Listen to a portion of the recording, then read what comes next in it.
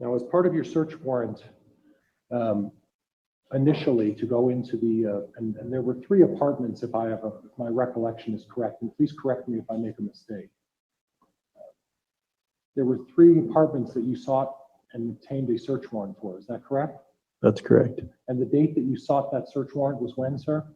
November 27th, 2019. And the purpose of that search warrant was to search to determine whether or not Joshua J. Vallow was present in any of those apartments. Is that correct? That's correct. Was the purpose of that search warrant to obtain information and gather evidence in other regards? No. The sole purpose was to go in there to look and see if there was a human person in any of those units. Is that correct? We were looking for any person in those units and to see if we can find out the whereabouts of JJ. Okay. Was it part of that? Did that search warrant scope include the ability to obtain and take evidence and information to help support you in a later time? Yes, it did. Okay. Now, when you searched Alex's apartment, and that was 107, is that right? Alex was staying in 175. That's where his belongings were. In 175? Yes. And who was the person who owned 175 or rented 175, excuse me? On the rental agreement, I believe it was Alex Cox that was on 175. Okay. And what number was Lori Vallow's?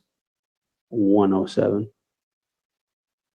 And you also went into 174, is that correct? That's correct. Okay. And Melanie Boudreaux's was what? 174. Okay. If I could have just a moment, Judge. You may. Mr. Pryor, Mr. Pryor, if you do not want that to be on the record, you need to push that button right in front of the microphone there, so that green light is not on while you're talking. If you hold it, you need to hold it down. Thank you. So in 175, was there any indication that Alex Cox had any belongings in there whatsoever of any kind? In 175? Yes. Yes. Okay. Were there any indications that Alex Cox had belongings in 107? 107 was vacant. Okay. Was there any indication that Lori Vallow had ever resided in 175? Yes. Okay. Do you have a length of time as to how long she was in 175? No. Okay. Are you of the opinion that Lori Vallow and Alex Cox were living together in Unit 175 at some time? Objection calls for speculation. Do you have any personal information as part of your investigation that Lori Vallow and Alex Cox were residing together in Unit 175? I have no information that they lived there at the same time. Okay. They may have lived there at different times in that unit. Is that what you're suggesting? I'm suggesting when we did the surveillance, that's where Lori Vallow was residing, and we had She was located residing where? in 175. Okay. All right. And we're going to get to the surveillance. So you talked about that in a minute, if you may. So at any point, as part of your surveillance, did you see her residing in 107? No. As part of your surveillance,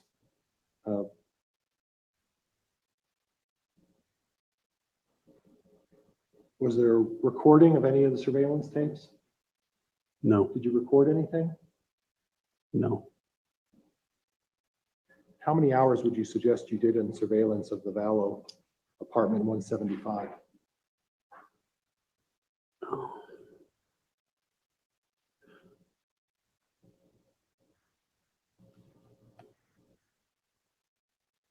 Oh, 15, 20 hours worth, maybe. Okay.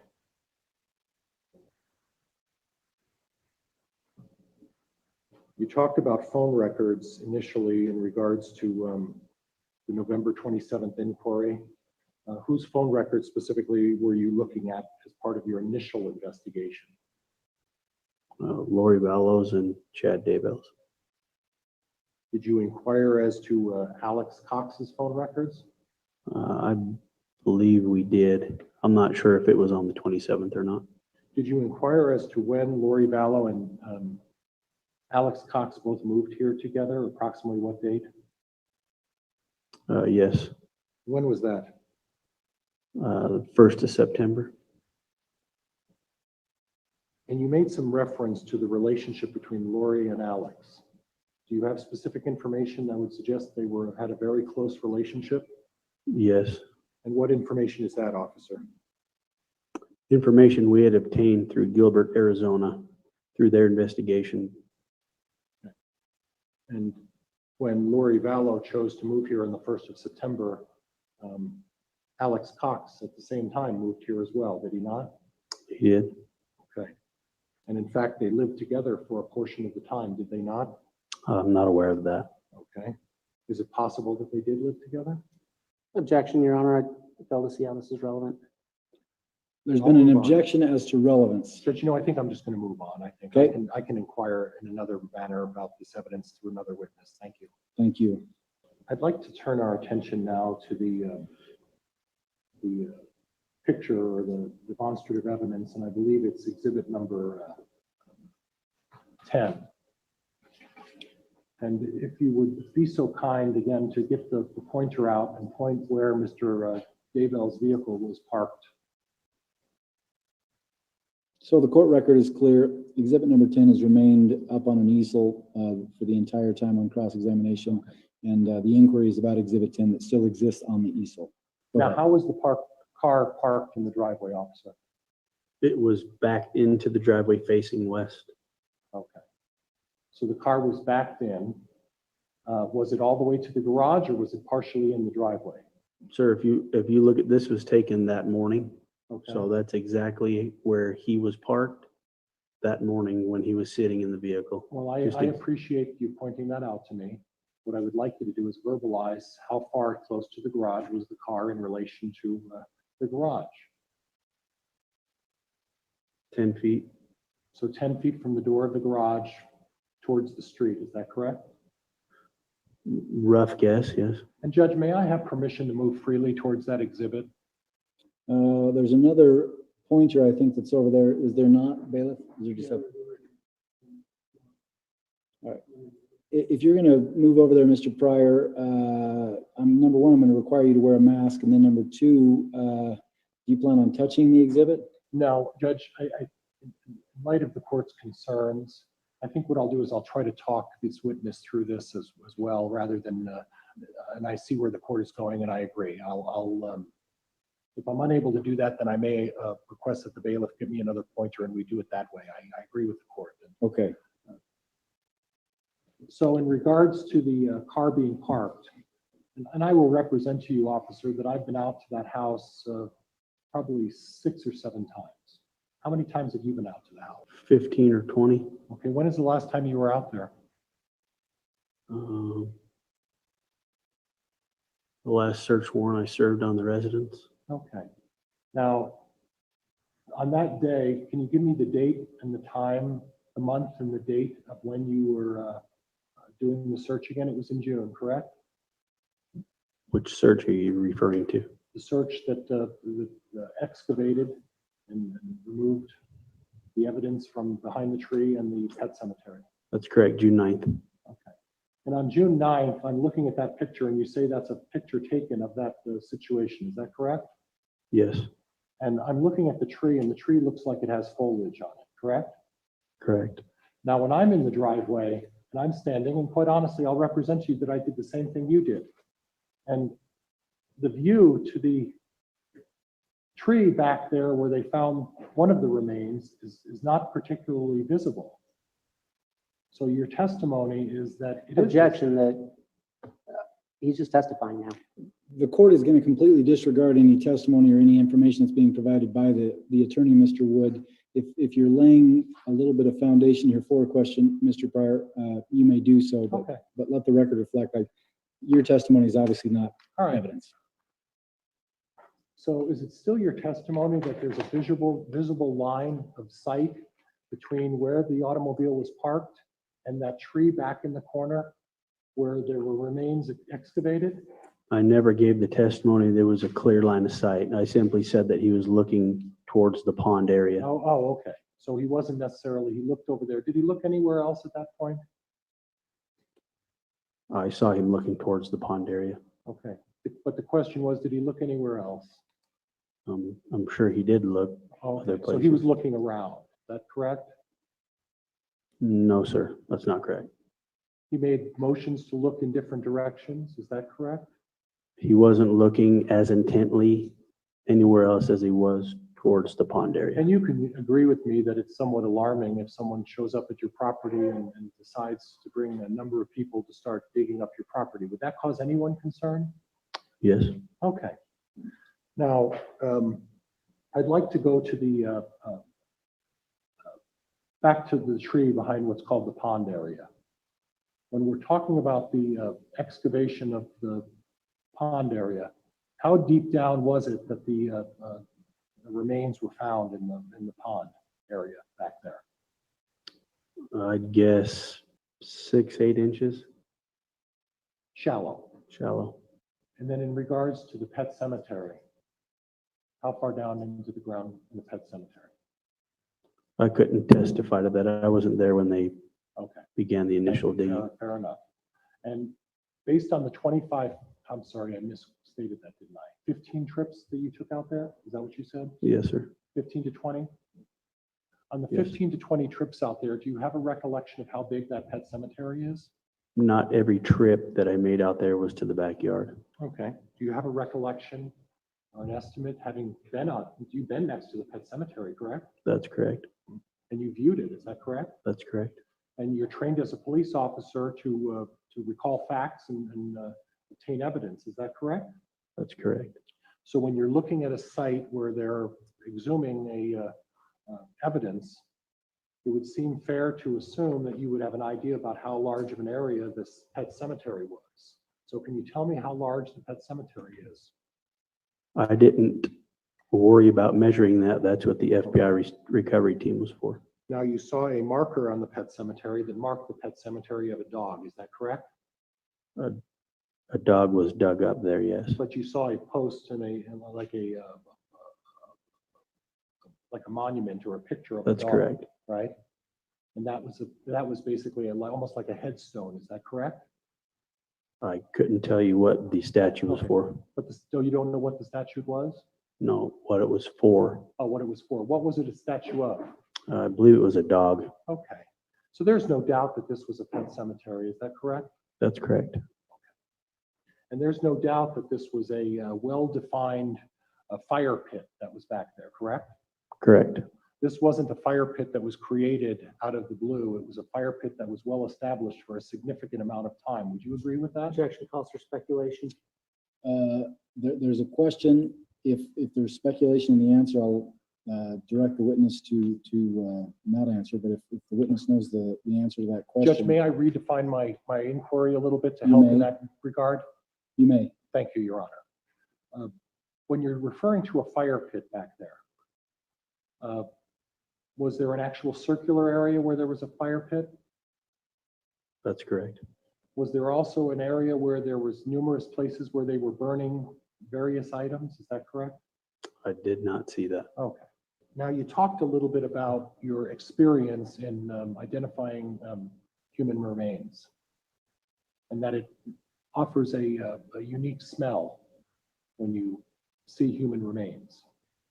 Do you recall testifying about that? I didn't testify to my experience on identifying human remains. I testified to the smell of a decomposing body. Okay. And that is a very unique smell, is it not? It is. Have you ever had an occasion to smell what the smell of burning flesh smells like? No. Objection relevance. The witness never testified to that. Well, he talked about the fact that when he observed the area of the pet cemetery, that he observed burned flesh and burned bones. And I think I ought to be able to inquire as to where his knowledge of making that representation comes from. Just so I'm clear, I believe that the testimony pertaining to a smell came from the first uncovering of a body, and that's not the same place as the pet cemetery. So, Mr. Pryor, with that information, tell me where you're going. Judge, I just want to, inquire, Judge, as to where he gains his knowledge of being able to identify that the remains were actually burned and that the bones were burned, and I'd like to Okay. know where the source of that knowledge is. So if you want to ask questions about his background on burned flesh or whatever else, you can do so. I'll let you do that. Mr. Wood, any other comments? Do you have any experience in identifying burned flesh and burned bones? Do you find experience? You Have mean, you been part of investigations that have involved other burned bones or other burned flesh? no, Have you ever had an occasion to smell what it's like when when human remains are burned or scorched? yes, Okay, and that lays off a very distinct smell, does it not? it does. And it's beyond pungent. It's a very, very easily identifiable smell when human remains are burned, is it not? It is. And that's something that would be very noticeable if in fact human remains were burned. It's very identifiable. You would agree with that, would you not? Objection calls for speculation. Judge, he testified about his experience. I think I ought to be able to inquire as to whether it's easily identifiable. I'll allow the question. If the witness knows the answer to the question, he can answer. If he does not, he can say he doesn't know. All right. Do you know whether it's easily identifiable in your experience? Freshly burned flesh? Any This- burned flesh? This had been sitting out there for quite a while, so Okay. the overwhelming smell of the decomposition is what I smelled. And I appreciate that, but what I'm asking you about is whether or not the smell of burning flesh is a very identifiable smell. That's right. And it's and it's not something that's easily disguised. You would agree with that, correct? I would agree. Okay, now let's go back to the chart. And let's go back to, excuse me, I said chart, Judge. I want to say exhibit number 10, the demonstrative evidence. Noted. Thank you, Your Honor. And I'll slow down, Judge. I think I'm getting a nod from our friend at the clerk saying for me to slow down. So, Madam Clerk, I will pace a little better. Thank you for your patience. When I'm looking at that aerial view, and I'd like you to take the pointer and put it at the front where Mr. Daybell's car is parked.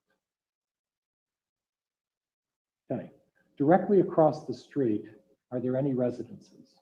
There is a resident. Do you know the owners of those residences? No, I do not. Okay, did you interview them? I did not personally. Did anybody interview them? I can't answer to that. Okay. Now, directly across where the pond is, we'll go to the pond and then we'll head towards the road. Is there a residence there? There is. And there's no obstruction of the view of that residence to the pond. Would you agree with that? I can't testify to that, sir. Do you see any trees that are blocking the view from that house across the street to the pond? I can't see what's on the other side of the road Okay, based on fair this. enough, fair enough. And now I'd like you to put the pointer on the pet cemetery.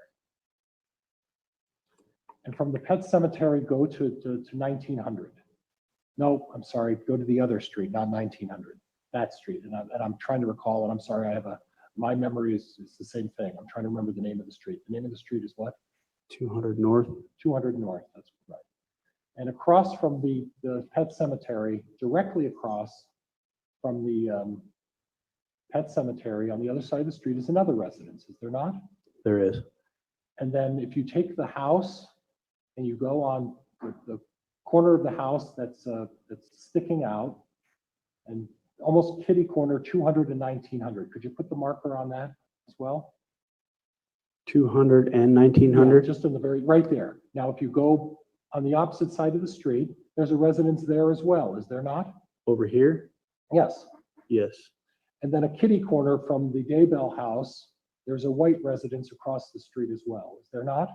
Your Honor, I'm going to object. This exceeds the scope of the direct examination. We never spoke about neighbors or houses outside of the Daybell property. This is the last question I'll allow, Mr. Pryor. All right. Is there a residence kitty corner from the Daybell residence? Where Chad's daughter lives, is that where you're talking? Well, thank you for that, but yes, where Emma lived at one point. Yes, right down here there is. Right. So if I count correctly, there's 1, 2, 3, 4, 5 residences surrounding the Daybell residence. Is that correct? That's correct. Okay. All right. Thank you.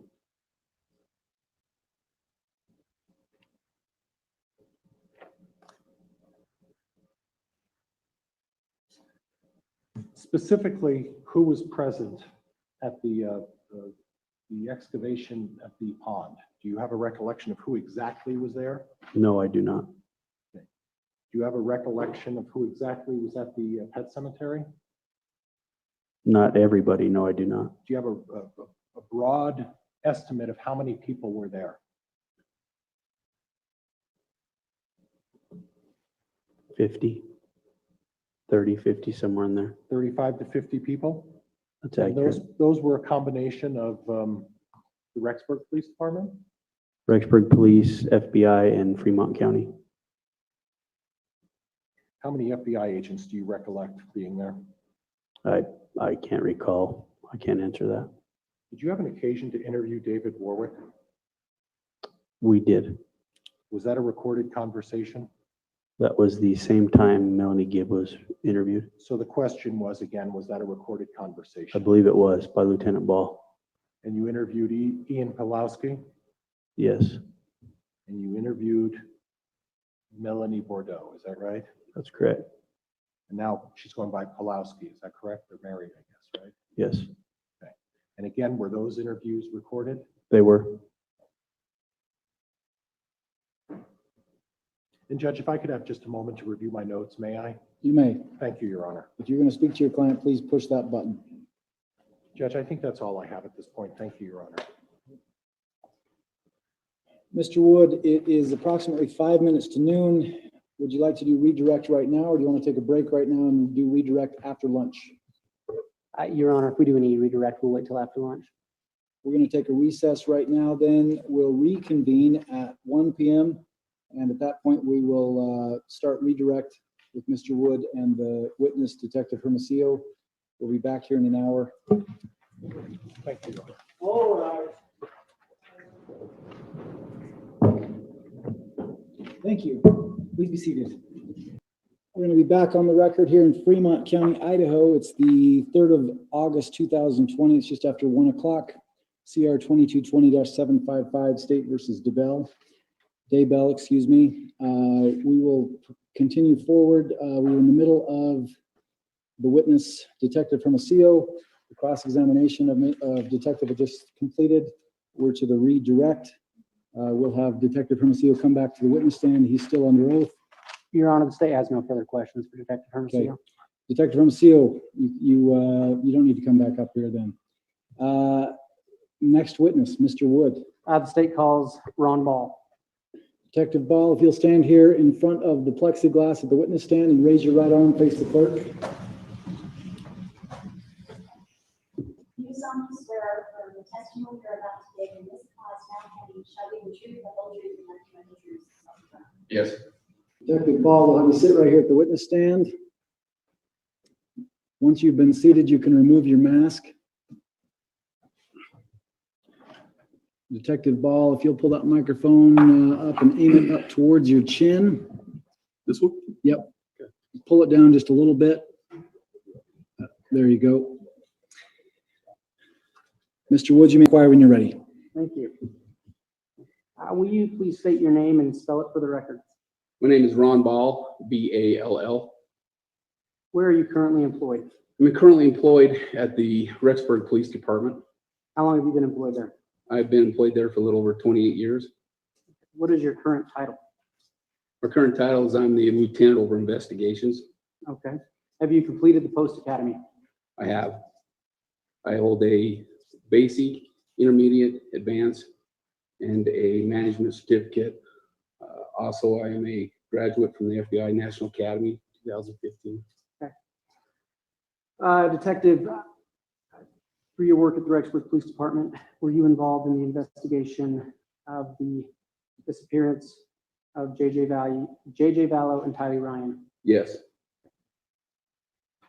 Detective, were you present at Chad Daybell's residence on June 9th of 2019? I was. Okay, what were you there for?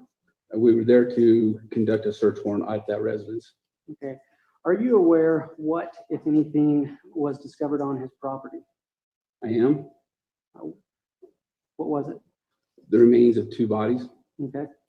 Do you know if those remains were sent to the Ada County Coroner's office? Yes. How do you know that? I was personally involved in taking him to Ada County, Okay, Ada County Coroner's Office. okay.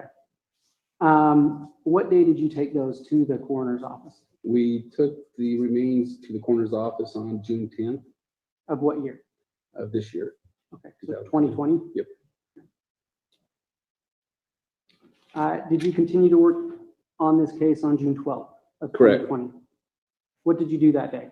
On that particular day, myself, Detective Ray Hermosillo, Detective Kakimanu from the Fremont County Sheriff's Office, and Fremont County Coroner Brenda Dye went back to the Ada County Coroner's Office, where we received and took in evidence that was the state lab had, or the coroner's office had retrieved from the bodies. Okay.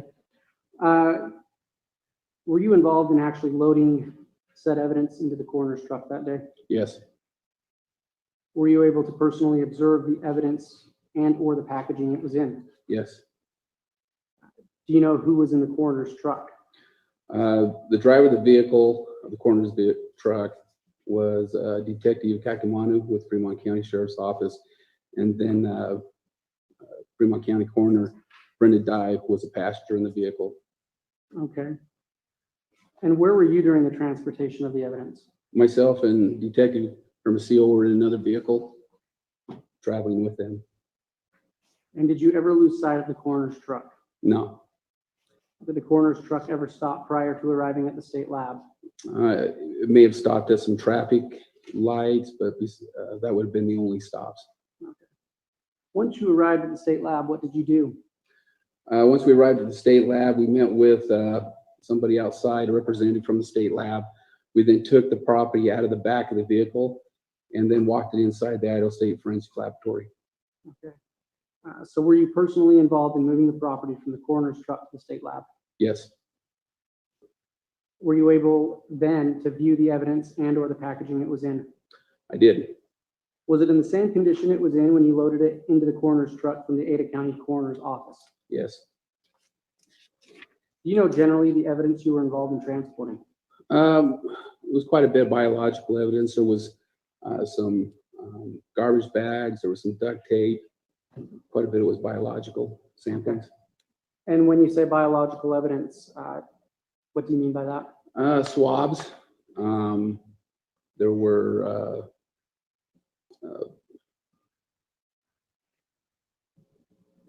fingernail clippings, fingernail swabs, and those type of things.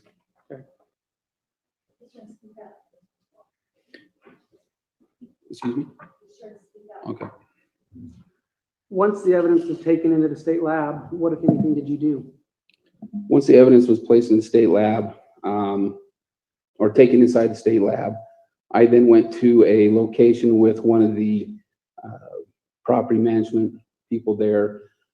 That evidence hadn't been checked into the Rexburg Police Department yet because I had just received it and we were still in Boise. So I had to sit down. I had to get my office on the phone. I talked to Sergeant Colette Davison with the Rexburg Police Department.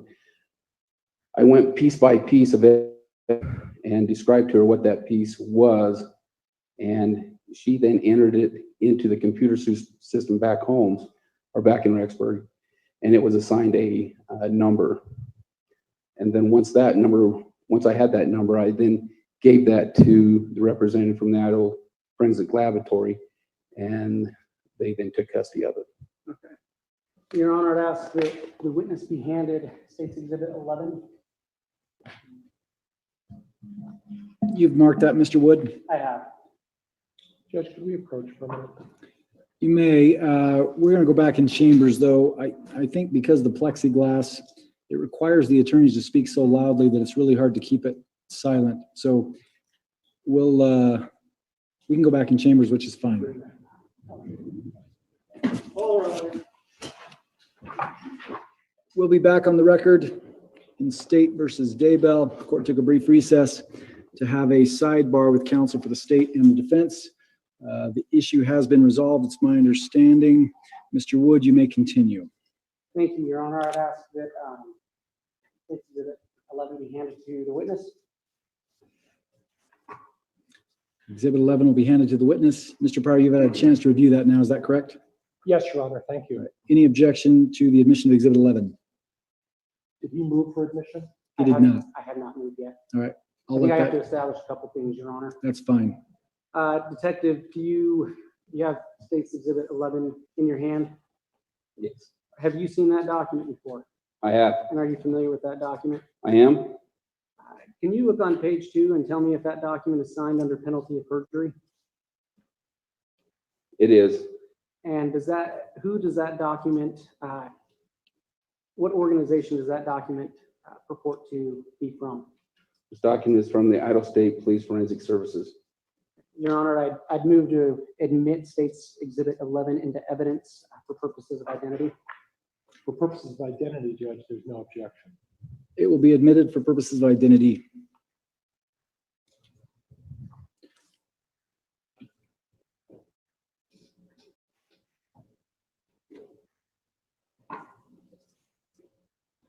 Your Honor, I'd ask that the defendant be handed what's been marked as State's Exhibit 12. Exhibit 12 will be handed to the witness.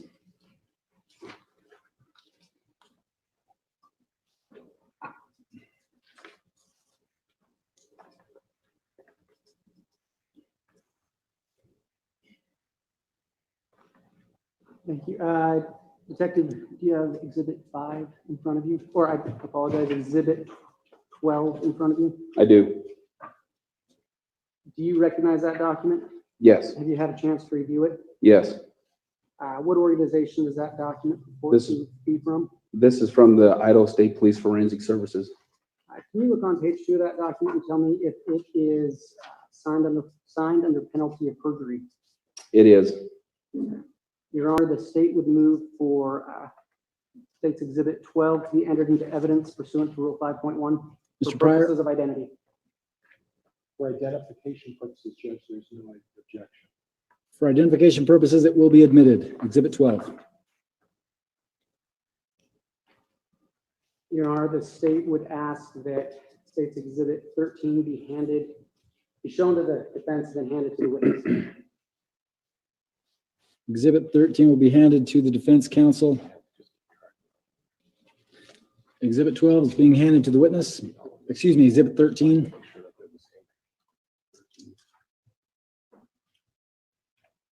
Detective, do you have State's Exhibit 13 in front of you? I do. Do you recognize that document? Yes, Have you seen it before? yes. Who does that document purport to be from? It is from the Idaho State Police Forensic Services. And can you look on page 2 of that document and tell me if it's signed under penalty of perjury? Yes, it is. Your Honor, the state moves that State's Exhibit 13 be entered into evidence pursuant to Rule 5.1 for purposes of identity. No objection, Judge. Exhibit 13 will be admitted for purposes of identity. Thank you. The state has no further questions for Detective Paul. Cross-examination, Mr. Judge. Pryor. Thank you, Judge. Thank you very much. Lieutenant Ball, the items that are referenced in the reports, the swabs and all of that, initially were those, thank you, were those items obtained by you? Did you do the swabs or was that someone else? That was somebody else. And those folks provided you with the property, is that correct? Correct. And can you just briefly describe how you were provided that property? Was it on site at Mr. Daybell's house or where? Well, I guess I'm not sure which part you're talking about. Was Well, let's it talk at the about- lab or at the house? The swabs that were obtained, Okay, okay? Those were done where? they were done at the Ada County Coroner's Office. Okay. Now, the other evidence that you made reference to, that you transported to the I believe the lab or to the coroners to be with the folks from Fremont County. Prior to that being transported, whose care and custody were those items in? Be the county coroner. Okay. So at some point, there was a transport originally from where the items were obtained to the county coroner. Were you part and parcel of that transport? I did not transport those items personally. That was transported by Fremont County Coroner Brenda Dye and Detective Vince Kaikamanu. The last name again? Kaikamanu. Mr. Wood, do you mind spelling Kayakamani for the record so that we can all have that clear for right now? Does anybody know the spelling of that? I can guess, but I don't know that I can spell it correctly. It's KaaiaKamanu. Thank you. May I proceed, Judge? You may. Thank you, Your Honor. So at some point from the site, we're going to call him Detective K, Okay.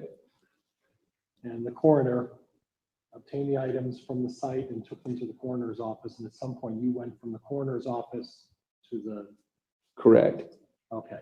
And at all times from the initial obtaining those items, on what day did you obtain those items? We would have obtained them items on the 12th of June, And then on the 12th, you took those directly to the, Idaho State Forensics Laboratory. right, okay. And at no time did those items lose sight, or at No. any time did you, right? No further questions, Judge. Thank you very much. Thank you, Mr. Pryor. Mr. Wood, any redirect? No, Your Honor. Thank you, Detective Ball. You can be excused from the witness stand. Mr. Wood, can this witness be excused from the court? Yes. No objection. Okay.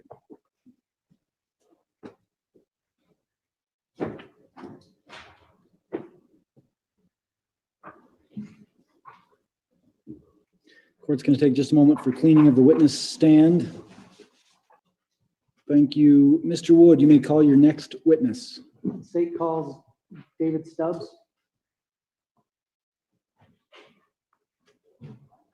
Can I get Mr. Stubbs' title, please? Detective. Thank you. Mr. Wood, is that exhibit that's on the easel necessary for right now, or can we move that out of the way? You know, Your Honor, we can move it out of the way. Why don't we just set it up against the wall, facing the wall for right now, to give a little bit of room?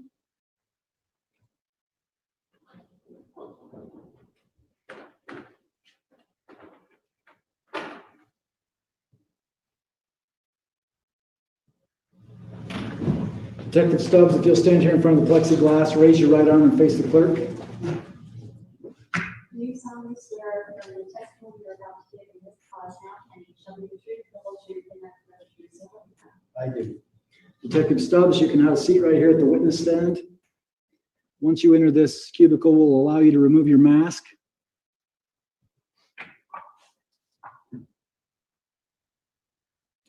Thank you. If you'll pull that microphone down a little bit and aim it up towards your chin, we're keeping a record.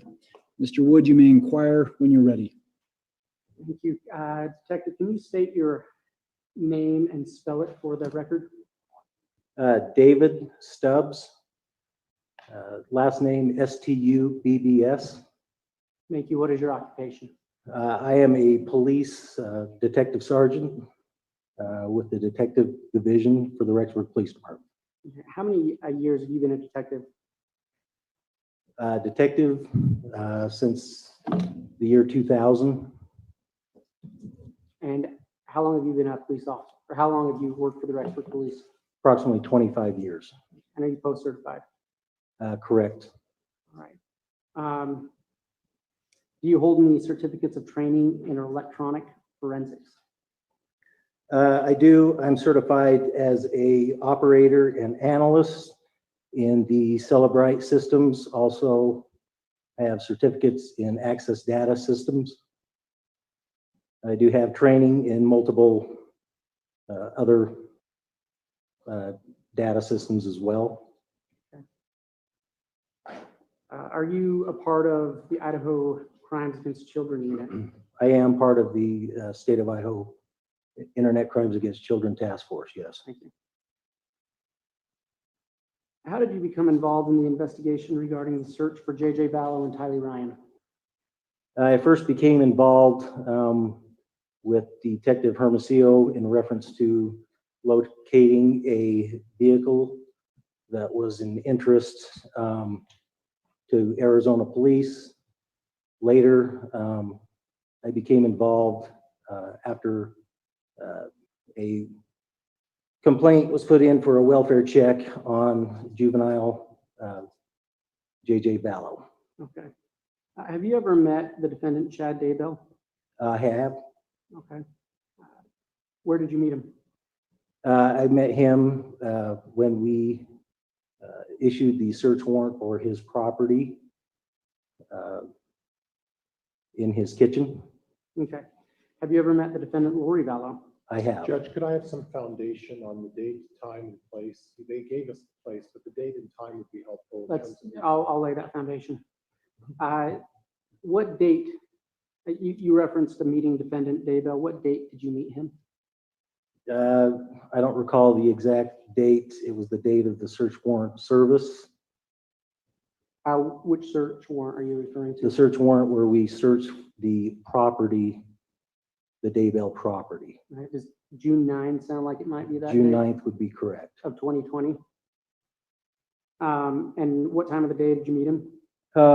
We knocked on the door and entered the residence around 7 a.m. Okay. Have you met the defendant, Lori Vallow? I have. Do you know the approximate date of when you met Lori Vallow? That would have been November 26th, 2019. Do you know approximately what time of day you met her? It was in the AM. Where did you meet her?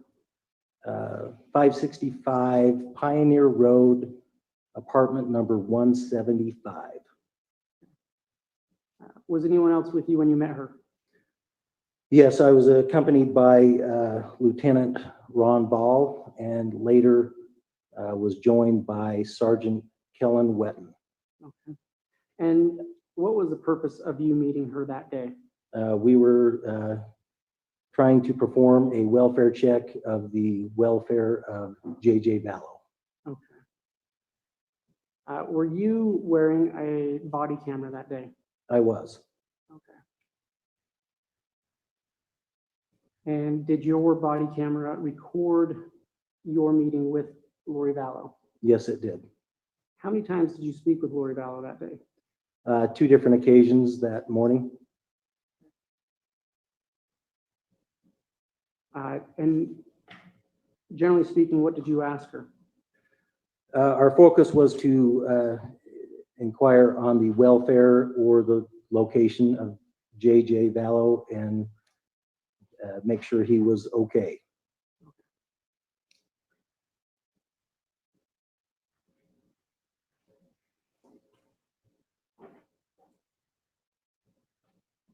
Your Honor, we'd ask that the witness, that states Exhibit 14, be shown to the defense and then handed to the witness. The bailiff will hand Exhibit 14 to the defense. The bailiff has handed Exhibit 14 to the defendant, or the witness. Detective, do you recognize State's Exhibit 14? I do. Have you, what is it? It is the recordings from my body camera. There's 2 different recordings on this from the 26th of November 2019. Okay. And have you reviewed the contents on that disc? I have. Are they true?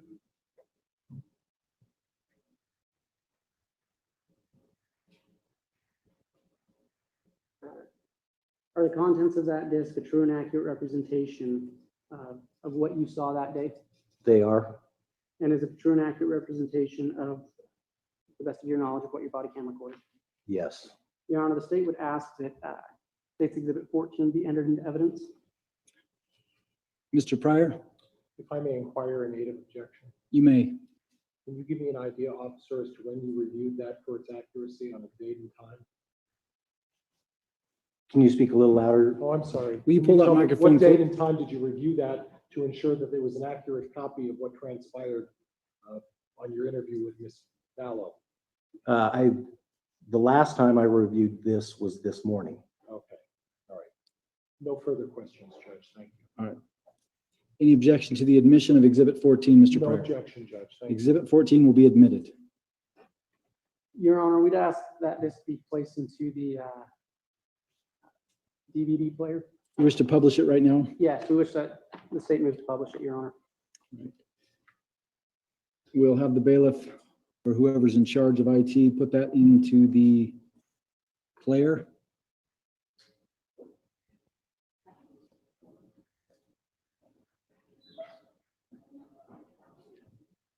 I'll remind the media that pursuant to my earlier ruling, I'm going to prohibit the photographs or the videotaping of the publishing of this video here in court.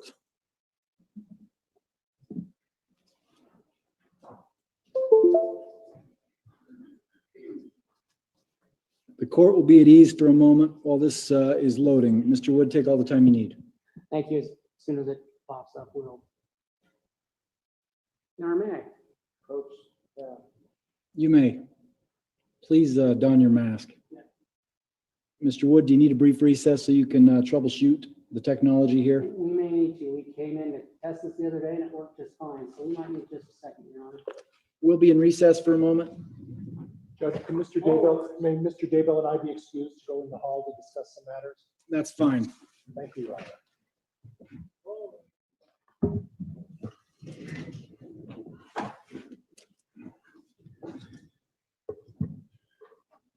We'll be back on the record, continuing with the direct examination of Lieutenant Ball. Is that correct? No, excuse me, it's Stubbs. Stubbs. I apologize. Detective Stubbs. Mr. Wood, have you worked out your technology issues there? Yes, we want to thank Josh, the IT guy, for taking care of that for us. He's very competent. You may proceed when you're ready. Thank you. Detective, I'm gonna start playing this and then pause it and have you tell us what's going on when you recognize what it is.